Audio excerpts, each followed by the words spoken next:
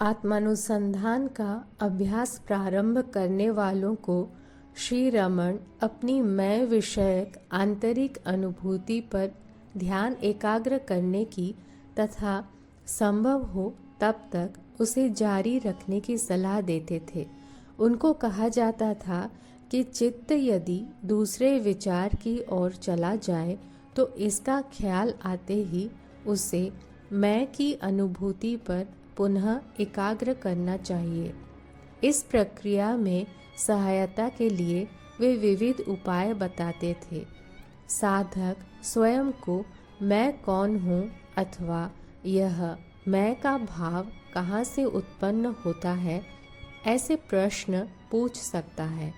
अंतिम लक्ष्य मैं के विषय में हमेशा सावधान रहना है, जो शरीर मन की सब चेष्टाओं के लिए स्वयं को जिम्मेदार मान लेता है। अभ्यास के प्रारंभ में मैं की अनुभूति के प्रति चित्त एकाग्र करने का काम सोचने और देखने के रूप में चलता है। जैसे जैसे अभ्यास आगे बढ़ता है तो यह मैं विषयक विचार लुप्त हो जाता है और उसके स्थान में मैं की या आत्मसत्ता की केवल अनुभूति रहती है। और जब यह अनुभूति स्वयं को पदार्थों तथा विचारों के साथ संबंधित होने की और उनसे एक रूप बनने की आदत छोड़ देती है तो वह पूर्णतया अदृश्य हो जाती है। तब केवल सत्ता का अनुभव शेष रहता है, जिसमें व्यक्तित्व की सक्रियता अस्थायी रूप से समाप्त हो जाती है।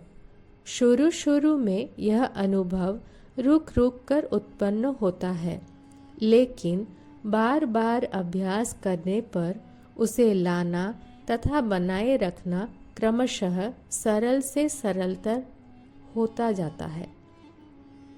जब आत्मानुसंधान करने वाला इस भूमिका तक पहुंचता है तब उसमें अनायास सत्ता का भाव प्रकट होता है, जिसमें प्रयत्न करने वाला अहंकार अस्थायी रूप से लुप्त हो जाने के कारण वैयक्तिक प्रयास असंभव हो जाता है।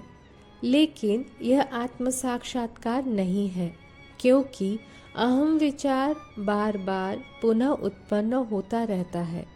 फिर भी यह अभ्यास की उच्चतम भूमिका है।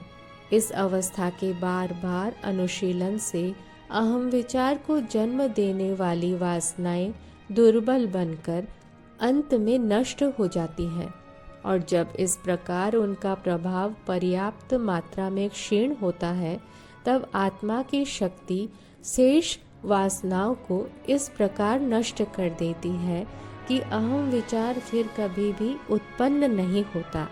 यह आत्म साक्षात्कार की अंतिम और अनिवार्य अवस्था है।